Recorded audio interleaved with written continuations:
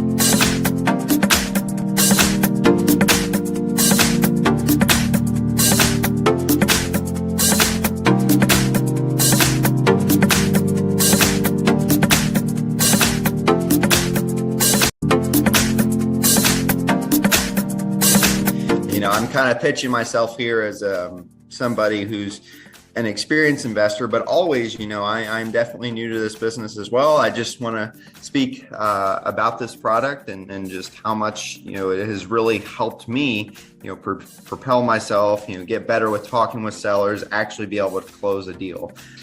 My strategies right now have been primarily direct mail, cold calling, and cold texting. And I've found a lot of success with Real Estate IQ, especially being able to get in front of customers, have engaging conversations. And of course, I'm hoping to use all of that to build my own business and eventually retire off. Excited to be here, and I want to say a big thank you to Real Estate IQ. They have the absolute top leads in the industry and just make investing effortless for all of us as real estate investors here in Texas and obviously everywhere else that they're focused. And I'm proud to be associated with Real Estate IQ. Love what you guys do and love how you all help investors so that we can focus on the thing that makes us the most money, which is the job of real estate investing. I wanted to jump on this morning and give a shout out to Real Estate IQ. I began my journey with them few years ago, just using some of the more basic products, the off-market leads. And since then, growing and visiting and talking with not only Steve, but other people who are involved with Real Estate IQ, I've had the opportunity to actually not only be a client, but I also became an investor with them. And that is one of the beauties of being able to be part of Real Estate IQ, is it gives you the opportunity to grow as an investor, especially in real estate.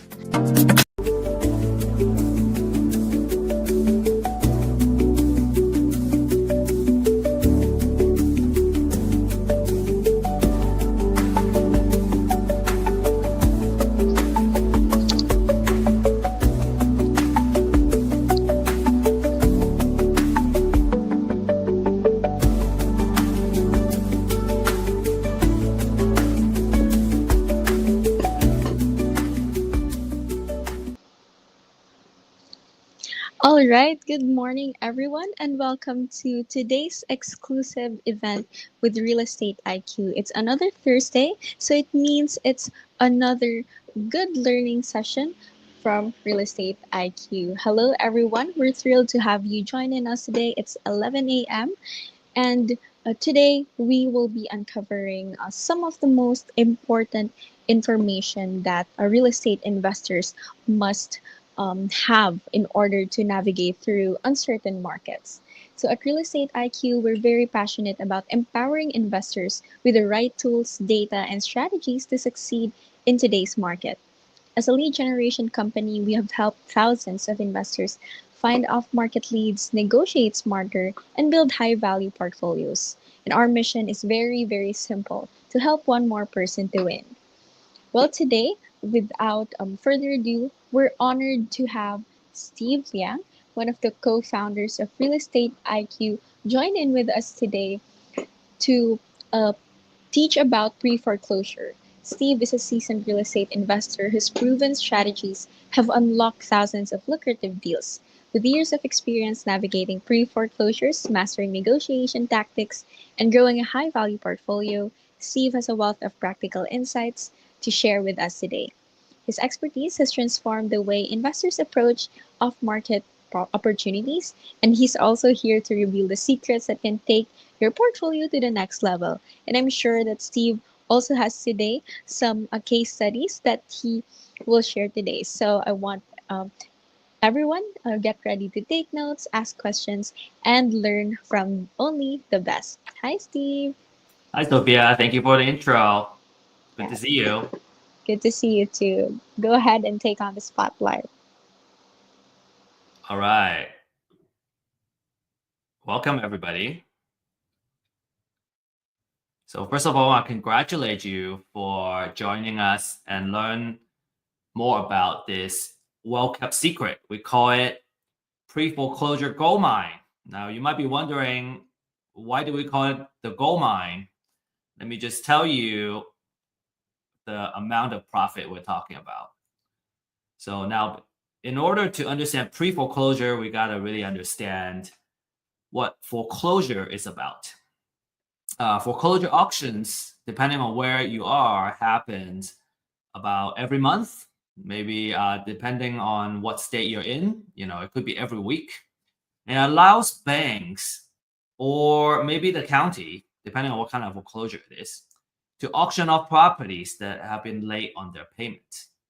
You can usually get the deal at 50 to 75% off of the market value. Okay. It's deal by deal, right? Depends on what deal and what deal.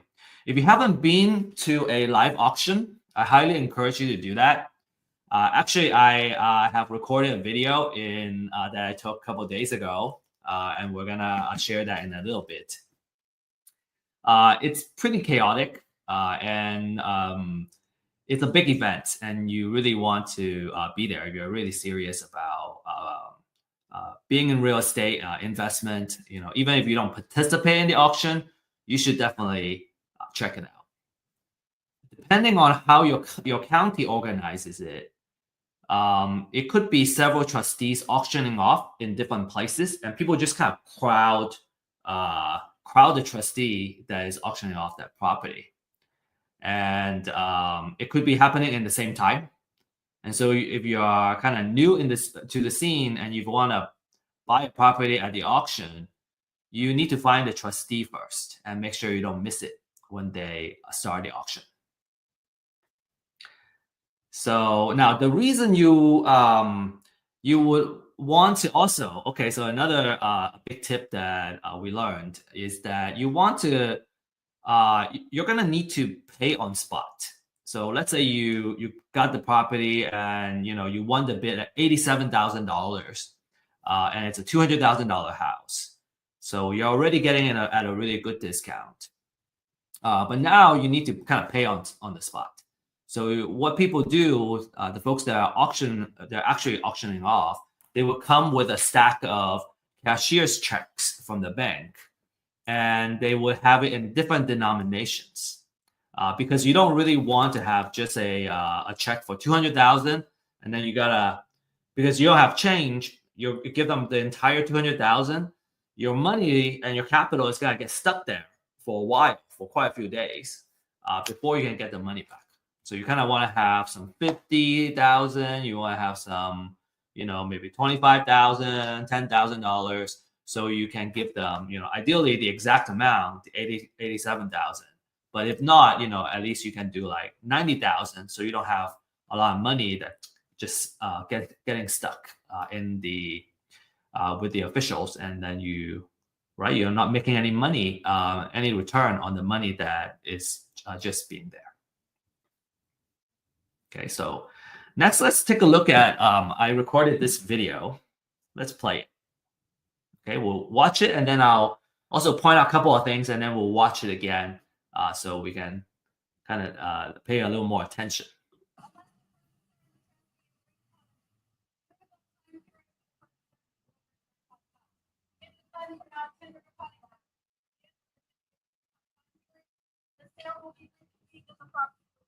Yeah, okay, so really short video, about 10 seconds or so. So a couple of things, I'm gonna play again, but a couple of things I wanna point out for you is, number one, the lady was announcing and she was making the disclaimers before the auction start. So the auction hasn't started, she was just kind of reading off the things that you should know about before you really actually participate in the auction, such as you're buying it sight unseen, there might be other liens on the property and all that stuff.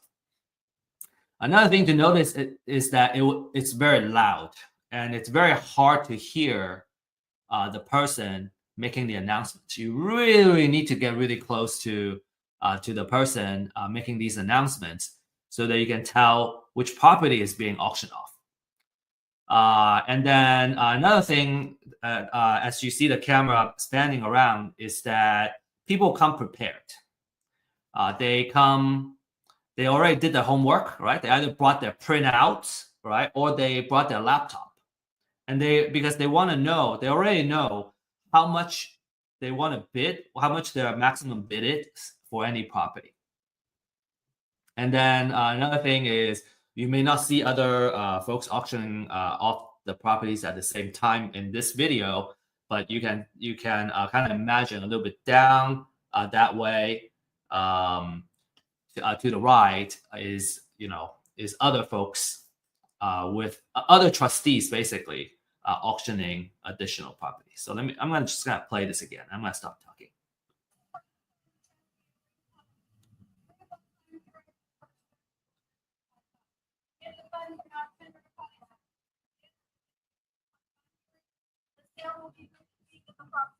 Yep. Okay. So that's it. You see a couple of players that are actively bidding on the property when the auction actually starts. So very, very interesting stuff. All right. Next. Now there are a couple of drawbacks when it comes to buying at foreclosure auctions. The first one is there is competition. By definition, in an auction, you got multiple bidders bidding up the property. A lot of times it's 1,000 at a time. So they go, 81,000. The next person goes 82, 83. So you keep going until somebody hits the limit and they stop bidding. So you have potentially a very fierce competition. And especially with hedge funds getting into the scene, foreclosure auctions have become very competitive. And some investors are actually complaining that because the hedge funds are so well funded, they're not afraid to overpay for a deal just to win it. And they make it hard for savvy investors to buy at a good price. The second one is, as I mentioned earlier, you gotta be prepared. You gotta have the cash ready in the form of a cashier's check, so you're ready to buy these properties. And then finally, you're buying the property sight unseen. So you're kind of taking a risk, right? If the property has been burned down and it's just a lot, and then you're bidding it as if there's an improvement, a house in there on top of the lot, then you're taking on a big risk. Obviously, there are many ways that you can do to mitigate that risk, and there are services and products available. You can hire somebody to drive by the address and actually kind of check out, just make sure the property is not burned down, and they will take pictures and all that. So there are things that you can do to mitigate these risks, of course. Now, because of the kind of drawback from bidding at the auction, I think the biggest drawback is probably the fact that it's hard if you're undercapitalized, if you don't have a big piggy bank. How do you participate in the auction, right? And so that's why we like to get ahead of the game, right? Buy the property before they hit the foreclosure auction, because number one, you don't have as much competition. A lot of times you're directly interfacing with the property owner, and you can buy it directly from them. You can still get it from for a pretty good discount, and then again, you can directly negotiate with the seller, and you can meet with them face to face and all that, and make sure that you're buying it at a price where you can make a profit. So the natural question is, how can I find these deals, and how do I make these deals? There are a lot of these properties. On average, I think last month we found about 6,000 properties that are motivated to sell. And then let's say on average, we're talking about an average of maybe, don't quote me on this, maybe $50,000 to $60,000 of equity per deal. There's a lot of equity in these houses that are going into foreclosure. So all we need is to win one, and we'll feel like we're winning. All right, so that's what this webinar is about. I hope we have kind of piqued your interest.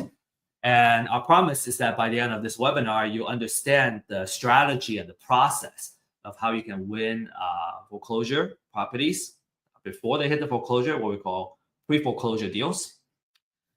From a kind of the type of investor standpoint, if you're new obviously this is a really good class because there's a lot of opportunities in the foreclosure auction. A lot of properties that are going into foreclosure auction that are good candidates for you to reach out to.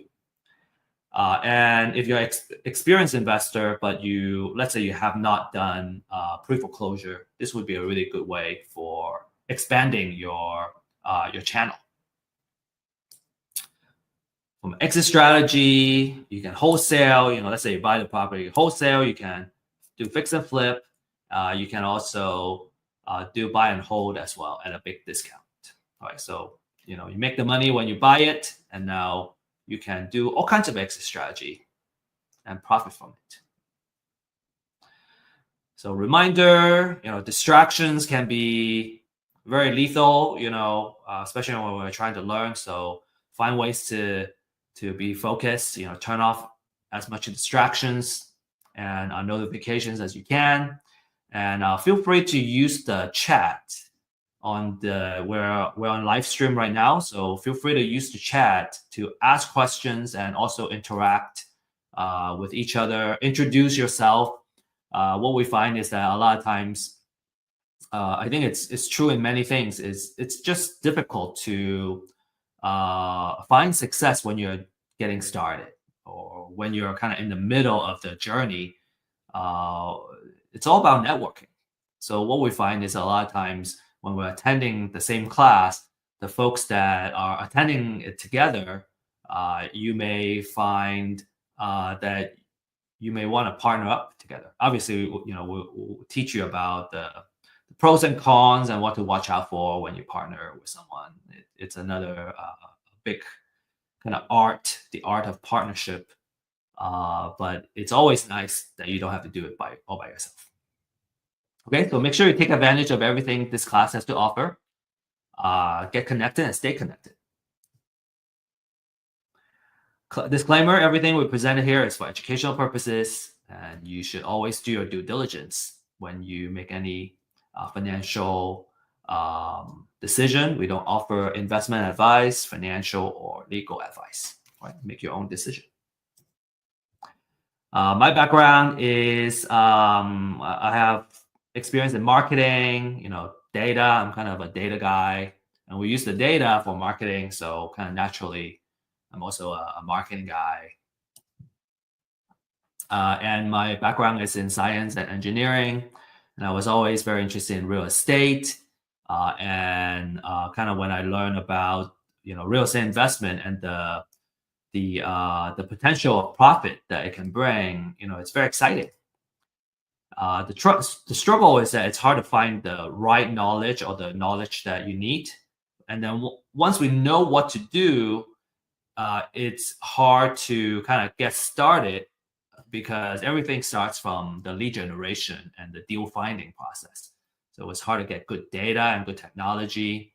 And then another big part is every single step when you're doing something new, it's very easy to get stuck. I get to a certain point and go, what do I do now? Right? Especially it's our first deal. And we found it hard to connect with quality people that can kind of show us the way. A lot of times after a couple of deals, we learn how to do it well, and we can become very competent ourselves. We can become like basically a full partner. But in the beginning, you gotta learn. So having high quality people that are trustworthy is very important. And that's why we're at Real Estate IQ would bring these couple of offerings to you. One is webinars, classes, right, educational items. We also have ebooks that you can leverage and learn more. We also offer really awesome deal finding data. We're also going to start offering deals and kind of financial side of items, because what we realize is that as investors, data is not enough. We need deals, and then once we get deals, we need funding to close the deal. So there just needs to be so much support around us to be successful. And then very, very importantly, we also want to surround you with a community of experts, so you can you can be a part of the community, and we can find success together. Okay, without further ado, really want to get started here. So I got a couple of steps here. Number one is we want to understand the foreclosure process. Why is that important? In order to win pre-foreclosure deals, we need to understand the entire process so we know where and how we can add value to the homeowner. So here's the process. So step one, the borrower has been delinquent for more than 120 days, so about 4 months. Okay, so that triggers the lender to say, hey, we need to send a letter of demand, and the borrower needs to start getting current on their payment. The borrower will have at least 30 days to pay off the delinquent payments, or they will send a notice of default and an intent to accelerate the loan. So basically kind of accelerate a loan and start a foreclosure process. So after the cure period expires, the lender will file a notice of sale at the county the property is in, and you would wait. You would need at least 21 days before it would get auctioned off. So let's say, in Texas, we have the auction that happens on the first Tuesday of every month, which is just 2 days ago. And let's say the filing happened on the first of the month, right? And it's not that Tuesday yet. It's not gonna go into that immediate Tuesday, but it'll go to the following Tuesday, first Tuesday of the month. So that at least there are 21 days before the next auction. The property is usually auctioned off between 10 and 4 p.m. Different counties are different. Houston, for example, has the auction at a conference center. Most counties will have the property auctioned off at the courthouse. And it's like rain or shine or snow, it will happen. In fact, just a few days ago at the Dallas auction, it was raining, super hard. So it added more to the noise.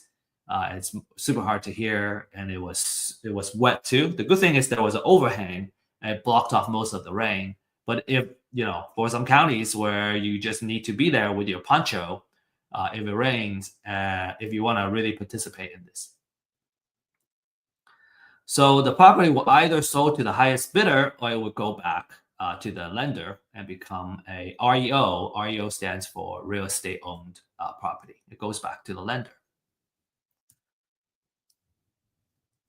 So at foreclosure auction, okay, after it gets foreclosed, the borrower may still owe money even after the foreclosure. And if the total debt is not fully paid off by the foreclosure sales price, the lender may choose to seek what we call a deficiency judgment against the borrower. So what that means is there's a possibility where the homeowner, normally do they lose the house during the auction, they will owe more money.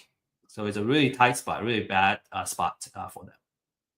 Okay, and a lot of owners need to understand it. Sometimes they just go, I give up. I'm just gonna, let go into foreclosure. Well, not so fast. Maybe you need to consider, what are some consequences if you let it go there.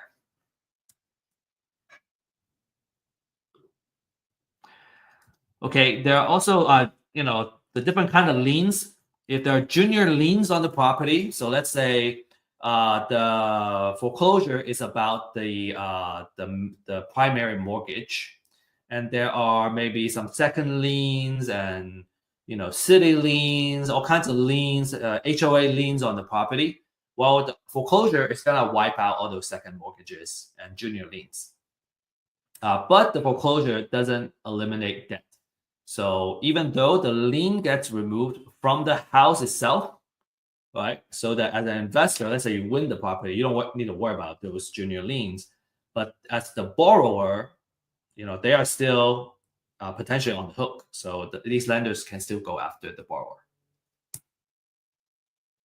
Another thing is that you have federal tax, state tax, and local tax liens. They would still survive, which means that, let's say you're the investor, you won the bid, you wanna know what federal liens are on the property. You want to know if there's any state, county, or city tax liens. Those are senior liens, and it's likely that you will still need to pay those liens as an investor. Okay, which is why it's very important to do proper title research. And we have learned, have gained a lot of lessons doing title research recently. And yeah, you gotta be extremely thorough. You gotta have the know-how to do it. All right, next, we need to know which properties are going into the auction, okay? So how do we find out? Well, there are ways you can research the data yourself, or you can buy it, okay? So what the couple of lists that you want to look at is what we call the pre-foreclosure list, the motivation for these motivated sellers, right? And again, our purpose here is to see if we can buy the property before it goes into the foreclosure auction. The market price is between $200 to $300 a month for an entire metro area.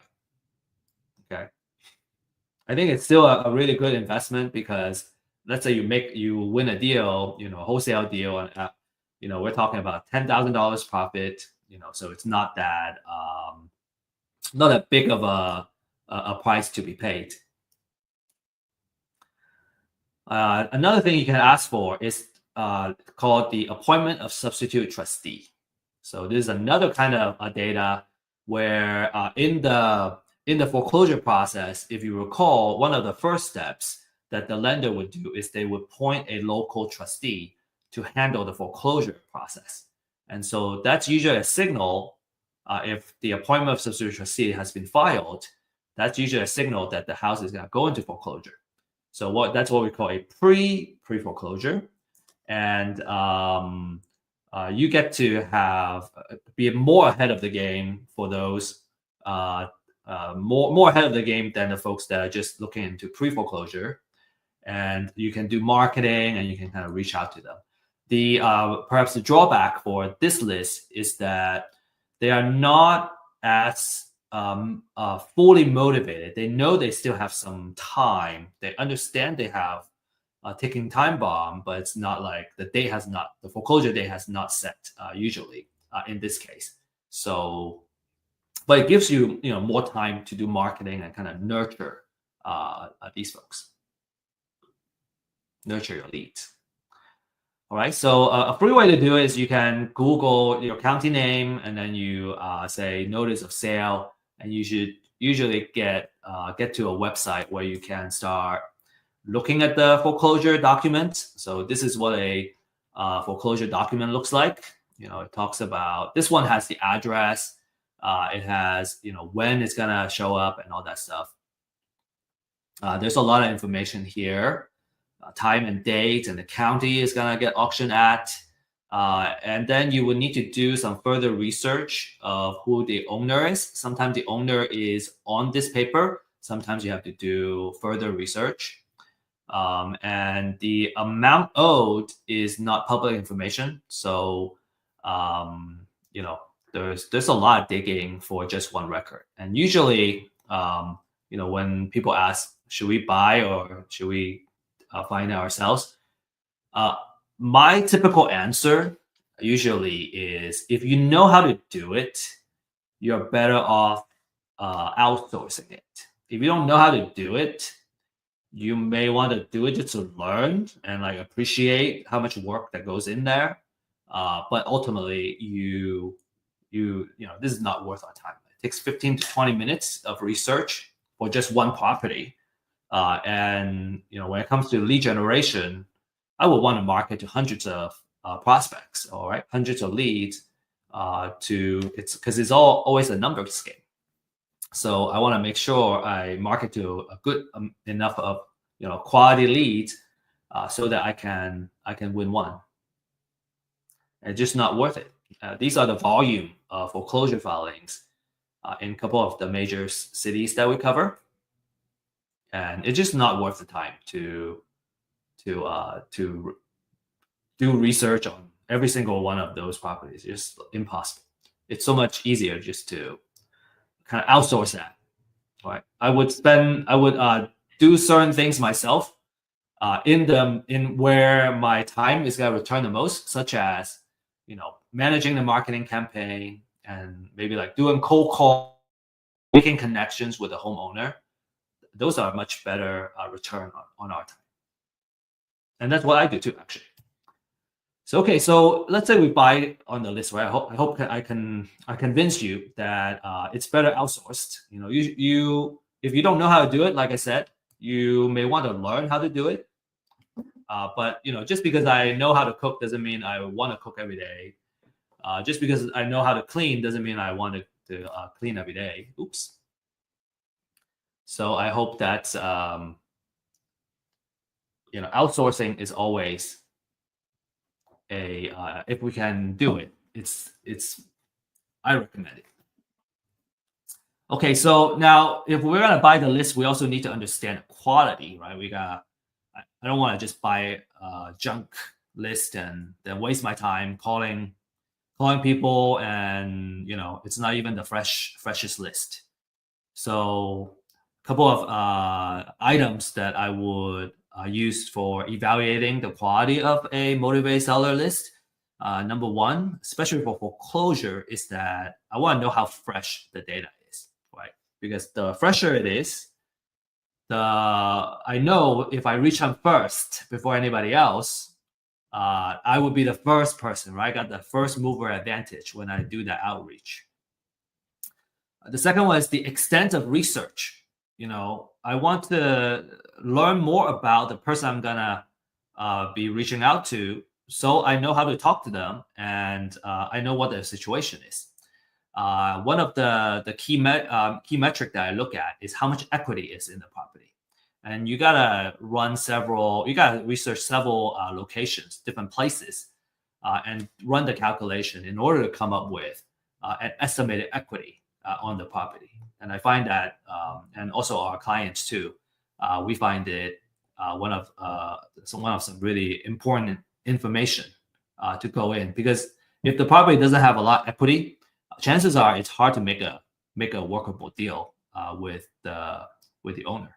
There are different exit strategies, right? Of course, but in general, we want to look for properties that have a high amount of equity.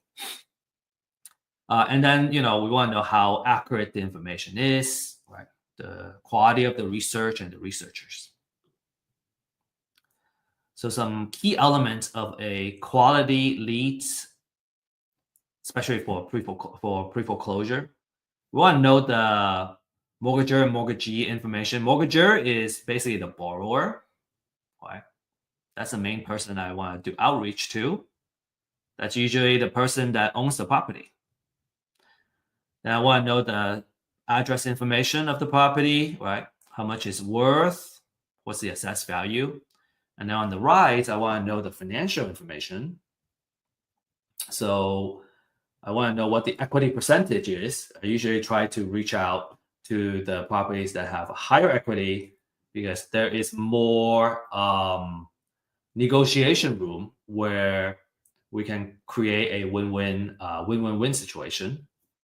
In order to do that, we got to know the loan information.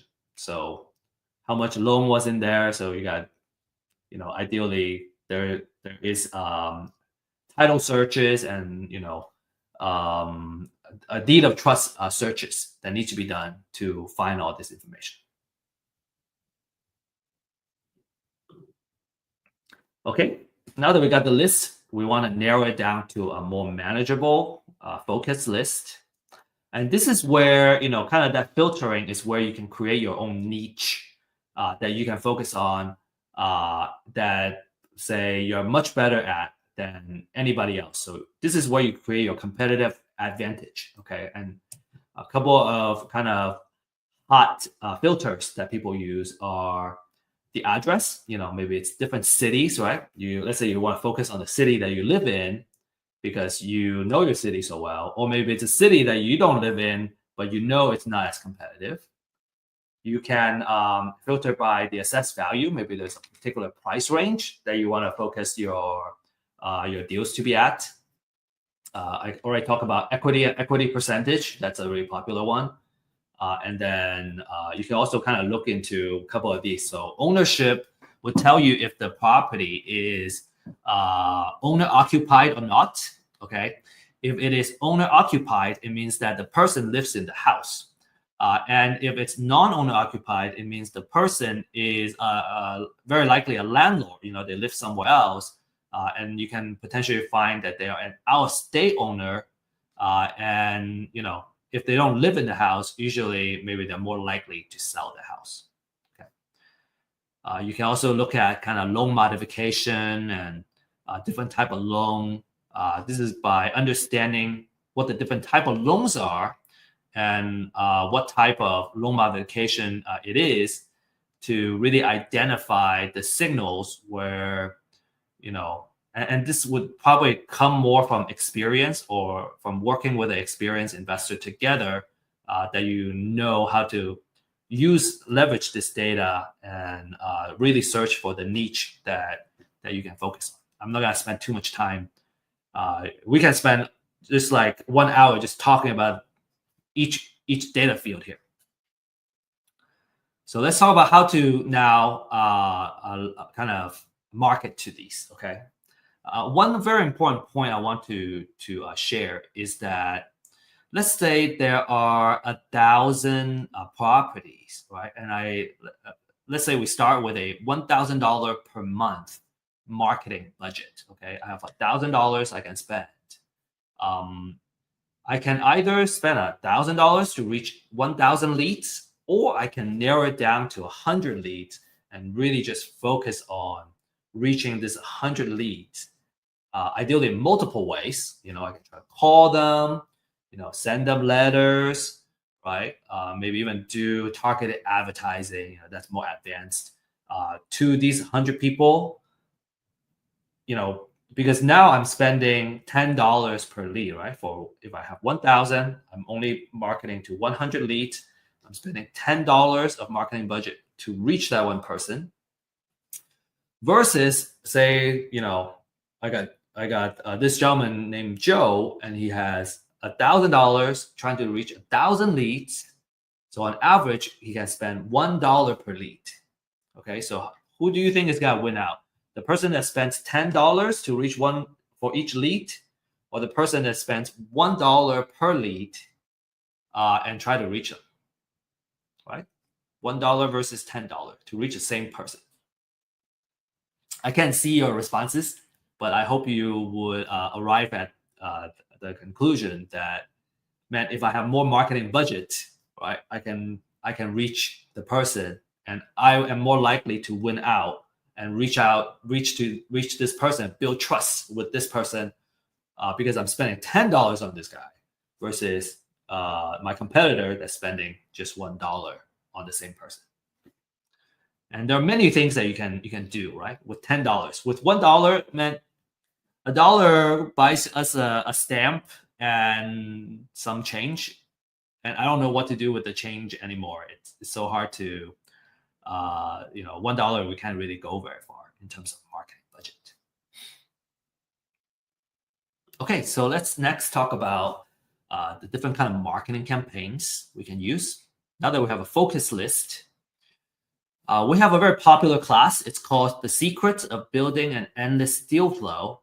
And it's about creating marketing campaigns that you can do to build a consistent pipeline for deals. You can really, when it comes to marketing, you can apply it to reaching motivated sellers, or you can apply it to, any kind of business. So it's just a really awesome business class in general. And if you enjoy this upcoming segment and you want to learn more, I would highly encourage you to take that class to learn more about marketing. Okay.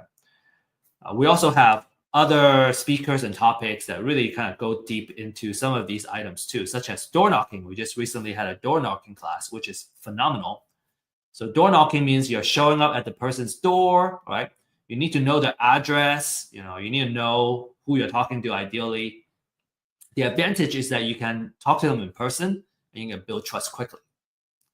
I kind of pointed out here that the effectiveness of a door knocking campaign really depends on the quality of the list, right? You gotta know you gotta have the right address. You gotta know, who you're talking to. This allows you to talk to the homeowners in person, and you get to see the house right away. A lot of times, let's say that they're already ready to sell, you can just go and see the house. You don't need to make another appointment to see the house. To be successful, you need to have the ability to strike up a conversation and build trust very quickly. You also need to have a thick skin. Some people just don't want to talk to you, right? Maybe they scream at your face too, and so just being okay with that.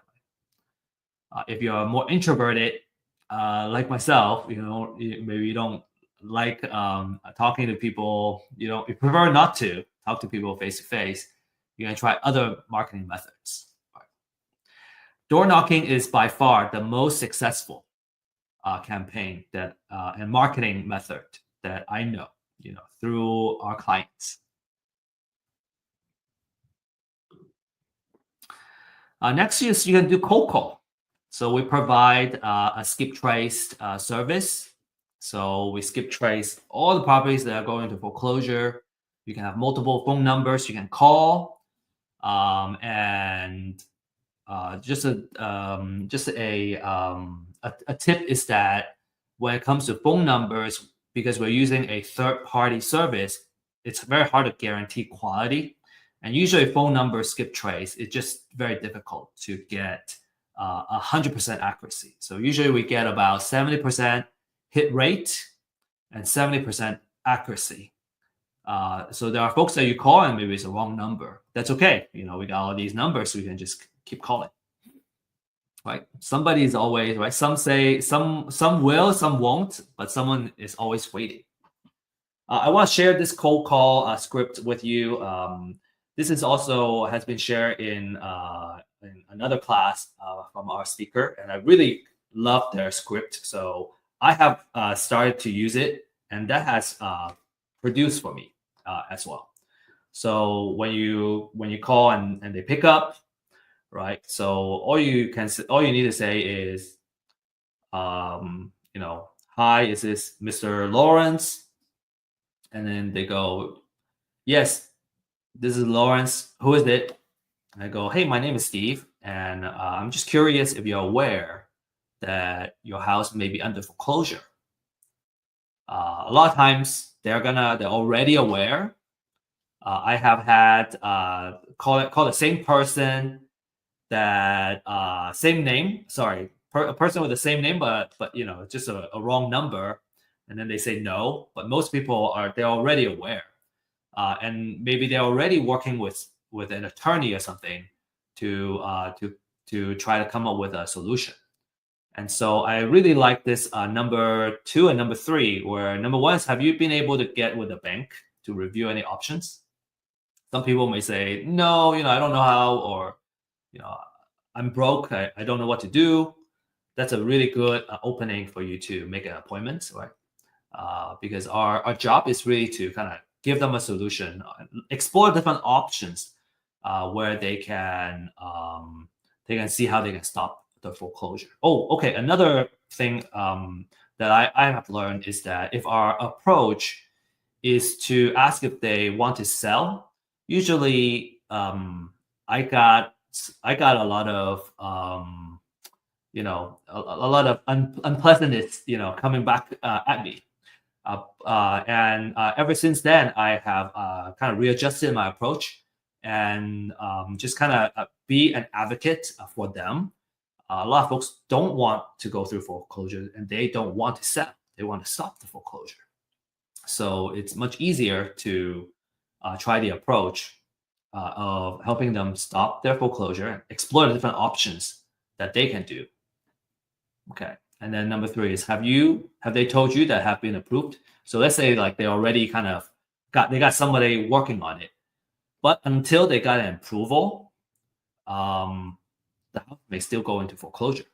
In fact, like, just last week I was calling a couple of folks, and they already had somebody helping them work on it. Like, they were either waiting for an attorney, or like they have started working with an attorney, but they didn't get a written confirmation that it's gonna happen. So my advice to them is, make sure you got something written by the end of Friday, so at least you still have, next Monday to kind of follow up. But like by Monday, if you don't get that, your house may go into foreclosure. So it's okay that we don't win the deal, but at least we're helping them, right? The other one I want to share with you is the voicemail script. Okay, this has worked out. When I have scripts, what I realize is with enough practice, I can overcome my call reluctance. And maybe it happens slowly, but if you can just kind of set a goal to make 5 calls, 10 calls to start, maybe sometimes, let's say you're just getting started, just making like 1 or 2 calls just to do that. It will help you kind of break through and get really comfortable, because it's all about having practice. So this voicemail script comes from a book called Rainmaker Conversations, I think, or like How to Become a Rainmaker. So it's a sales, really good sales handbook. Really short too. I highly recommend it. So without reading this to you, I'm just gonna leave it here. You can take a screenshot and practice it and see how well it works for you.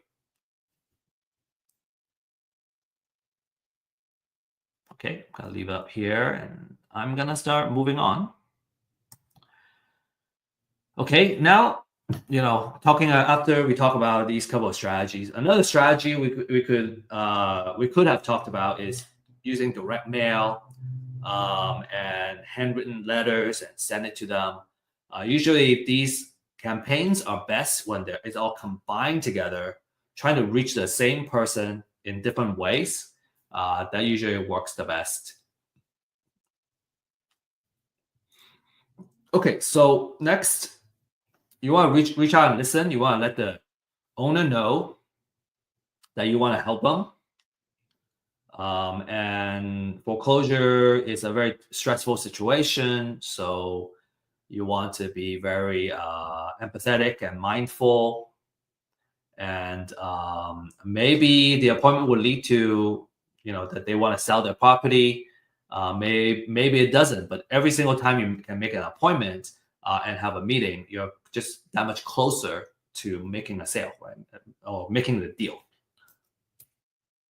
So these are a couple of CRM stages that's also kind of my recommendation.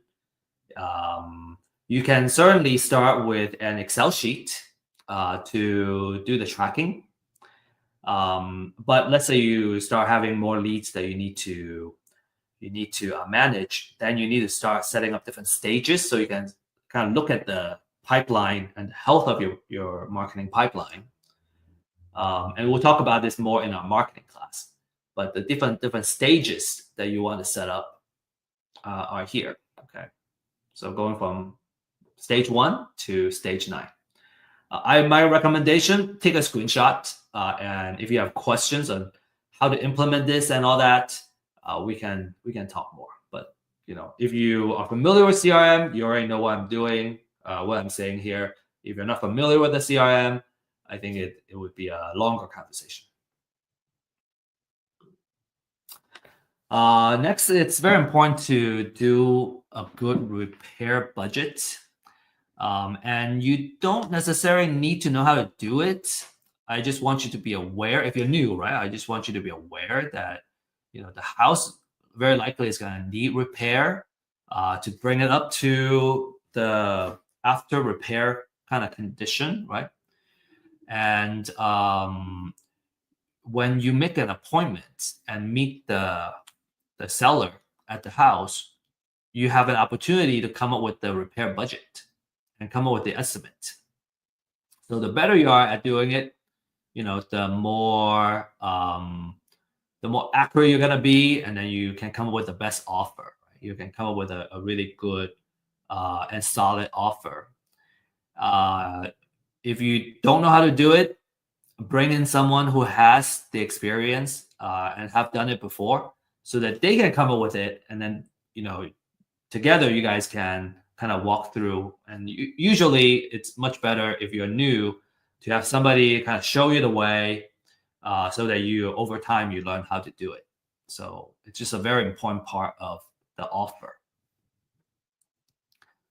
So you can do it yourself, about 20 minutes.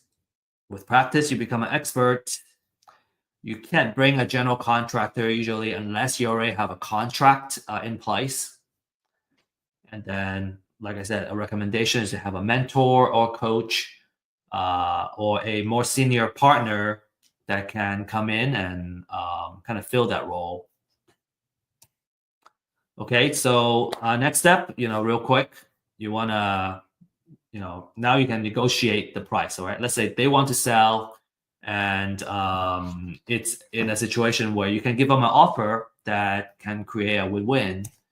You want to focus on their needs, all right, building trust, getting to know their family situation or their personal situation, and you want to know your numbers. So know how to come up with an offer. And I'm not going to dive too much into the formula to come up with an offer. We're assuming that you know how to do that, or if not, that you're gonna kind of read up the literature on that, what we call maximum allowable offer. Okay, we'll have another class if you don't know how to come up with offers. Actually, next Thursday, we're gonna talk about some details of different exit strategy and the formula that you should use to come up with your offer. So, if you don't know how to come up with your offers, no worry, you're gonna learn that next Thursday. All right, so let's say you come up with an agreement, then you can put it in writing. Okay, so there are many things that you may end up negotiating for. It could be the price, the sales price. It could be the terms of the payment. Maybe it's just all cash, or maybe it's a owner finance type of deal. It could be how much earnest money you're gonna put down. How long it takes to close. There are quite a few kind of discussion points that you got to finalize in order to put it into a contract. And when I first had to do it, it was also very difficult to learn how to come up with a contract. So, having somebody that can walk you through it is something I highly recommend. You can learn so much faster, when you don't need to struggle through every single step yourself. All right, and then there might be title issues to be aware of as well. You want to know if the property has other liens. Maybe there are junior liens and some senior liens on the property. So you want to work with an investor-friendly title company. Also, kind of have a way to do the title research, which I think I'll talk about in a couple more slides. And just understand how to do the homework and do the title research. Closing, I have had very awesome, closing. There was one where let's say you agree on closing on a particular day, and that it just happens. But I think it's a little more of a minority of the case. There's usually some delays, right? Let's say you prepare to be closed on Friday, and actually sometimes it doesn't close until later. So just kind of be prepared for contingencies, and if you have a good contract and a seller you already built trust with, you can minimize a lot of the problems. So, but it's just be prepared for things not going the way that you plan to go, and just be flexible. I remember my first closing; it was very nerve-wracking. You think it's gonna happen to this day, and you're you're just like prepare and on standby this whole time, and then it doesn't happen. Next day it doesn't happen. Next day it doesn't happen. Could be kind of stressful the first couple of times. And, after a while you get desensitized. You get better at it. Okay, so to recap, okay, we talked about the foreclosure process, understanding how the foreclosure works, and the gap where we can leverage a pre-foreclosure list and outreach and buy the property or help the homeowner stop their foreclosure before it hits the foreclosure auction. We also talk about different marketing methods and the CRM stages that you can set up to manage your leads. Again, if you're interested in the marketing side of things, there's a class that's available. You can also kind of request. I'm more than happy to deliver a marketing class. I always like talking about marketing. So let me show you a couple of case studies. Okay, all of these are provided by our clients, and some of the names have already been blurred out for their protection. This one, for example, is a $46,000, $500 profit, and this is a wholesale deal. Okay, the next couple of deals is all wholesale. Like, these are big profits for a wholesale deal. Typically, just once you want to set the right expectation, is that $5,000 to $10,000 per wholesale fee is already a really good profit, and these are just very outsized profits because we have this awesome client that just does so well, and we kind of handpick the most profitable ones. Okay, so the next one is even bigger. The next one is $85,000, and then the next one is $88,000.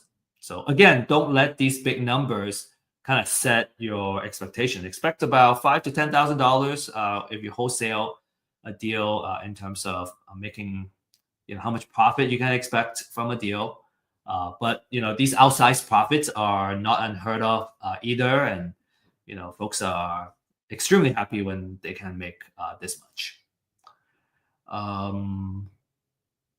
Yeah, and one of the success stories that I share is actually the client that shared these cases. All right, so you might be wondering how you can get started. So I got a 3-step process for you. Number one is you want to get a pre-foreclosure list. The more information, the more relevant information, of course, the better. So the benefit of having first-hand data is you have the freshest data available. You can get extensive research done, such as estimated equity. And at a very limited time, you can also enjoy the disruptive pricing that Real Estate IQ has to offer. This is an example of what the interface looks like. Very easy to use, simple to use. You can come in, you can export the data, and then you can start doing outreach. So we got 2 pricing here. One is just the address itself, and then the other one is a skip trace. It comes with skip trace, so you can have phone numbers that you can call as well. Again, just wanted to reiterate that skip trace, because it's not our first-hand data, we have to buy from a third party. It's not 100% accurate, and you shouldn't expect to have 100% accurate phone numbers when you skip trace. It's more likely the norm that you're not going to reach the person. And I think if you have that expectation going in when you make cold calls, then every single time there's a good hit, like you go, oh, wow, I hit the voicemail and this is the person I'm trying to reach, I feel excited. So I just want to adjust everyone's mindset, especially for those that are ready to get started. You want to do this with the right mindset, and then you're going to be very, very successful. Number 2 is you want to become a community, find a mentor, join a community, and kind of leverage folks that have done it before. Find someone you can trust, and be ready, be willing to be held accountable, right? And help you form the right habits to make happen. Real estate investment doesn't need to be a full-time thing. You can get started with, I think, as little as 5 hours a week. Over time, it may take a little more time, but you can kind of, like, if you're just looking for a side hustle or a buy 1 or 2 properties. It doesn't take up that much of our time, and you can do extremely well. Okay, number 3 is you gotta do the title research. The cost for title research is between 40 to 75 per property, and that's through a title company. There are different service providers that provide title research. We're actually working on a title research project right now, and we want to offer this service at a better pricing than what's on the market right now. All right, couple of success stories. This one is $8,000 profit. No, okay, sorry. The next one is the $8,000 profit. This one is using Real Estate IQ to get his first deal and getting started. Profitable growth with substantial gains. When you don't have to worry about leads, right? You can just focus on the outreach and the marketing. You can just you can stay focused in the most valuable activity, and I think that's just so important when you're getting started. Ismail, $8,000 profit in a recent deal, kind of on average, right? $8,000. I think that's about right. We see about 7,000, 10,000, 5, 7, 10 is usually the number, right, for a wholesale deal. And then Daryl said, he got 4 deals under contract, and already got about $1 million of contract value, and then he's expecting to make 10 to 15% of profit margin out of that. So, not bad for 9-10 months, and we're talking about $100,000 to $150,000 of like equity that you made. And these are, I think, not a rare story. These are very common stories. If you know how to do it, you got the know-how, you got the right path, the right way to execute. Within a year, maybe sometimes a little longer, you can build a pretty good amount of equity, real estate equity, in the deals, and then you're looking good. Maybe it's not liquid when you sell. When you sell the properties, when you become liquid, but when you're sitting on those equity, it's kind of really nice as a real estate investor, knowing that you have built the equity and the wealth already within those deals. Okay, to learn more, you can use this link here, and maybe I hope Sophia, you can help me send this link on the chat as well, in the class chat, so you can book a one-on-one consultation with us to learn what it's all about. Experience the power of firsthand data. And then the next thing I want to recommend to you is learn by doing. We have an event every Friday at 9:30. We're working on the link right now, and you can send me a email at steve.liang@realestateiq.co, and I will send you the link to join. And this is more of an invitation only. We want to have serious and high quality folks that want to do deals with us together. So for example, tomorrow at 9:30 we're gonna have another session. So if you're interested, I look forward to meeting you and seeing you in person, getting to know you. All right, so this is to conclude everything. I hope you really enjoy this class, and if so, please scan this QR code and give us feedback.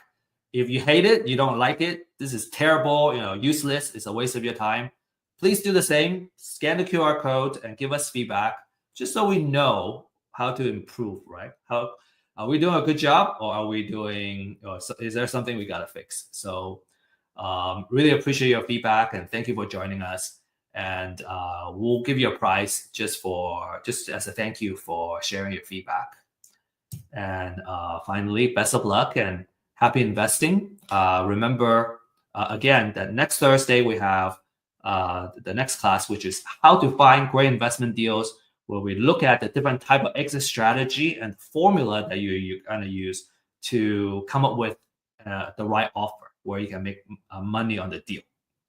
And then tomorrow on Friday, 9:30, you have the online meetup, or MAP online meetup, where we really talk about live deals.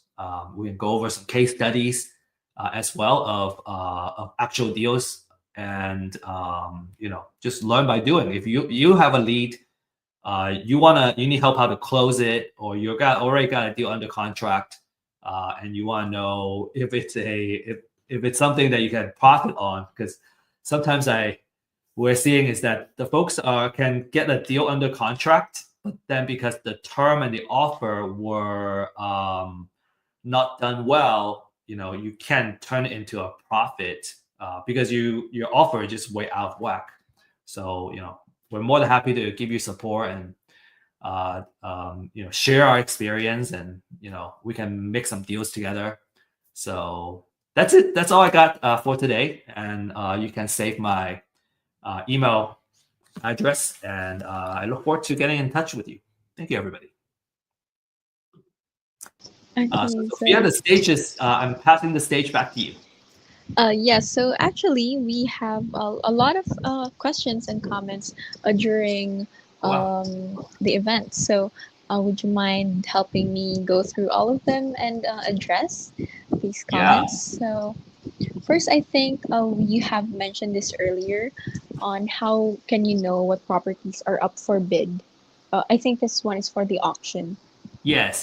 So that's where you can get the pre-foreclosure list, and then you will know that those are the houses. Now you got to understand that because it's possible that the house that was scheduled to go into foreclosure may end up not going to foreclosure. Mm.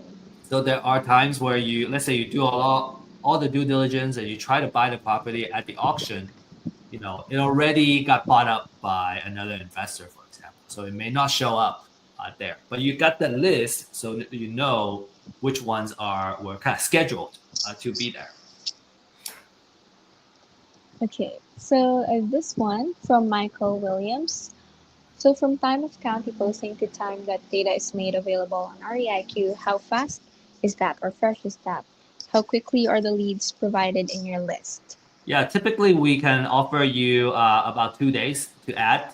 Some counties faster, some counties maybe a little bit slower. We have a pretty robust system, and if there's some kind of delay, let's say the county is delayed, we'll also tell you. Okay.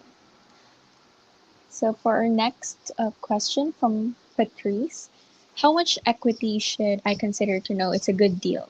Okay, that's a really good question. How much equity should I consider to be a good deal? I have folks so if you look at the data, you would find that you can probably find some that are 50% equity, more than 50% equity.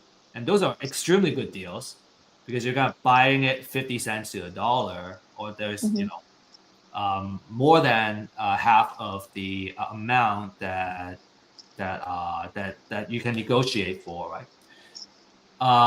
You would find that if you kind of change that to more than 40%, now you have a lot more properties that fit that criteria.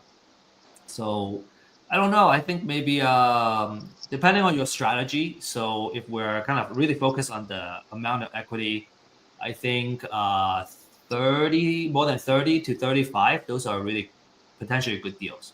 Because another thing you gotta add on to that is, what if the house needs a lot of repair, right? And all that rehab budget is gonna eventually come out of this equity that's already in there. So you kind of want to have some buffer there. Usually people prefer to have, not screen out so much opportunities that you may lose out. So, maybe a third, just drawing a line in the sand as a recommendation, I would say 30% is probably good stuff. Okay, next one from Lynn Saylor. Do you have scripts on setting profitable prices or negotiation tips? Okay. Scripts on setting profitable prices. Okay, I assume that when you say profitable prices, we're talking about for you as an investor. I would, my approach is I want to be transparent with them. And what we find is that, and I think we'll go over this in next week's class, there's a formula that we follow to come up with the offer because we need. So first of all, we need to make sure that we can make a profit because we're in it to, right? It's a business. There's overheads, right? We still want to be able to, this is not a charity, right? So the formula already have the built-in numbers that you want to use. And so a lot of times I just tell them, hey, because of the other kind of cost that's involved, I need to follow this formula. And based on the number, this is how much I can offer. Like, there are folks that really want to know, I just write down the number for them. And then, then we're solving the problem together instead of, going head to head. And I think, at least in this case, you really want to have we're in it, we're facing the same problem together instead of we're negotiating in a hostile situation. Yes, because after all, you need to build a relationship also with the homeowner. So Right, you don't want to be hostile. Yeah, a couple of approaches, our speakers have also shared in the past is, that you guys we are on the same side and there's a bad guy. We're trying to fight the bad guy and we're not fighting each other. And I really like that mindset and the positioning. Okay, well, we have Ray here. Ray is a beginner. I want to learn how to find, approach distressed homeowners, get property under contract, and then wholesale contracts. What is your recommendation? Oh yeah, and Ray, I think my recommendation is to join our class at 9:30 tomorrow. So it's a meetup, and so we can go over the process and all that. This is the how to find, approach, get property under contract, the entire process. We have a 90-day program actually that if you are committed and you're gonna go and execute, we believe we can get you a deal in 90 days. And so you can just follow that process and we'll help you find success, going from beginner to getting your first deal. Okay. So from Roby, I believe that this is for the map class. Do you have to be in Texas to be part of the event? And you don't. You can join us online. It's gonna be an online Zoom event. We find it to be the most kind of inclusive for folks that are not in the same city, for example, and also what do I want to say? It's the most inclusive because we can do it online. Oh, and it's the most efficient because you don't have to actually go to a place. You can just, right? It's just so much easier to meet when we can do it online. Yes. Okay. Then lastly, we have from Maria. What does REIQ's data look like, or what can I get from the data? Yeah, What information? that's also a really good question. I think for the sake of time, we want to direct you to sign up for the one-on-one consultation so that you can kind of see it. Our consultant is going to share with you the data that's available on our portal, and then how you can use that data to do your marketing. What about, so Rodin is asking, the 90-day challenge. Okay, you want to sign up for the 90-day challenge. You can also talk to our consultants. Join our one-on-one consultation and ask about the 90-day challenge. We'll hold your hand and we'll help you make your deal happen. You just gotta commit to like showing up and also doing the work, and you get a deal in 90 days. Okay, so I guess that's all we have for today, Steve. Thank you so much for joining us today. And for next week, I know that this is a two-part class. One is today for pre-foreclosure, and the next one will be next week, Thursday, the same time, on how to find great real estate deals. We will still have Steve as our speaker. And if you want to register and continue this conversation on how to get deals, how to start, then you can register through this QR code.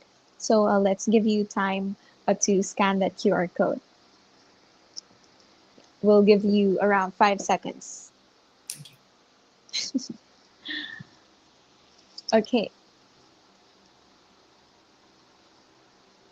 Additionally, we have, again, to reiterate Steve's point, we have a map class tomorrow at 9:30 a.m.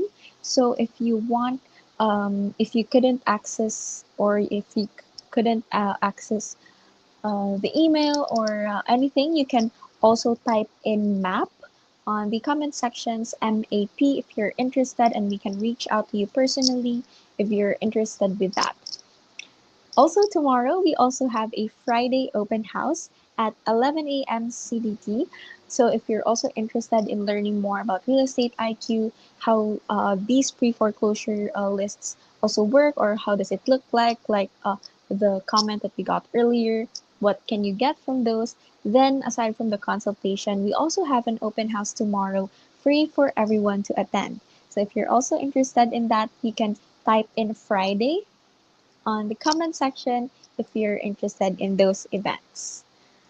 So let's give you time more to register and comment for our Friday open house and for our map class tomorrow. So the map class would be earlier, 9:30, and the Friday open house would be later at 11 a.m. Okay, so I believe everyone's already registered. So I want to thank everyone for staying till the end for our class. We hope to see you again next week for our events and how to find great real estate deals. With that, thank you so much for joining us. And again, we hope to see you next week. Bye bye. Thank you.